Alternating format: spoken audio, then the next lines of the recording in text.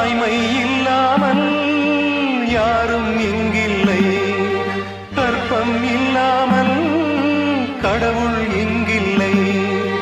தாய்ப்பாலை போல தீர்த்தம் வேறில்லை, அவள் வாய்ச்சொல்லை போல வேதம் வேறில்லை. கடவுளும் நீயும் ஒரு தாய் பிள்ளை, இருவரும் தனிமரம் தானே. அவனுக்கும் உனக்கும் அன்னை